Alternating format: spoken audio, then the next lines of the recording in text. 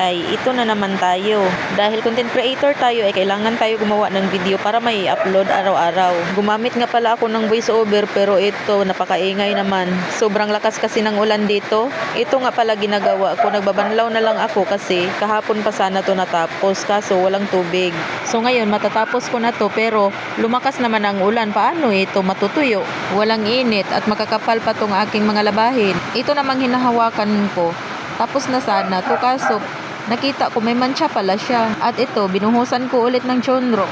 Ano ba to? Pabalik-balik ng trabaho? Pagkatapos kong malagyan ito ng Jonrox, itatabi ko lang muna para makuha naman tong mancha. Ayun, tupiin lang muna natin tapos dito ko na lang ilagay sa gilid. At ngayon, patuloy na akong nagbabanlaw nito. Kaso lang dumidilim naman ang paligid. At siya namang pagbukas ni Angel sa gate, may dala na namang mangga. Saan na naman kaya galing to?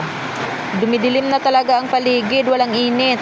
Noong nagbabanlaw pa ako ng mga labahin ko, wala pa namang ulan. Pero ngayon, sobrang lakas ng ulan nang nag-voiceover ako. Kaya ito, maingay sobra ang voiceover ko.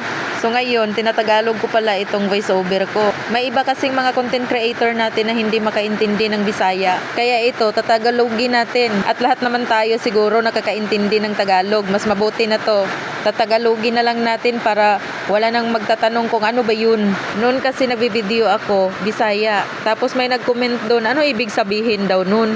So ito, para safety tayong lahat at nakakaintindi tayo lahat. Pero ito lang yung problema kasi hindi ako fluent magsalita ng Tagalog. Nasanay kasi ako sa puro Bisaya at saka Ilonggo. Pero ngayon, sige, sisikapin natin na magtatagalog na tayo. May mga pag-games din kasi ako dito sa video ko. Kaya dapat magtagalog para lahat makasali. Ang gusto lang naman, maliit lang kasi binibigay ko kasi wala akong pera. Nakakatuwa sana pero maawa naman ako sa mga hindi mananalo. Sabi pa nila, sige ako talaga bunutin mo ha. Sabi ko naman, walang dayaan to kasi raffle to eh.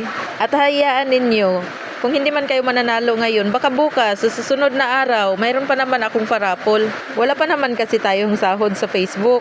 Kaya ito, sa maliit lang muna tayo. Pang-load lang naman, at least makatulong na din. Lalo na sa mga small content creator na tulad ko. At walang internet, yun, problema nila ang para maka-upload lang ng video. Kaya malaking tulong na ang 50 pesos na load. 3 days na internet din kasi yun. Pero first time ko pala na magpaparaffle ha. Try ko lang at saka iniisip ko rin na kapag nagbibigay ako ng 50 pesos load, makatulong din ako sa mga kagaya ko na gumagawa ng content na malayo sa internet. So dito, patapos na pala ako sa mga gawain ko. Wala pa kasi akong almusal kaya ito, dinali-dalian ko na lang. At hanggang dito na lang po. Salamat sa panonood.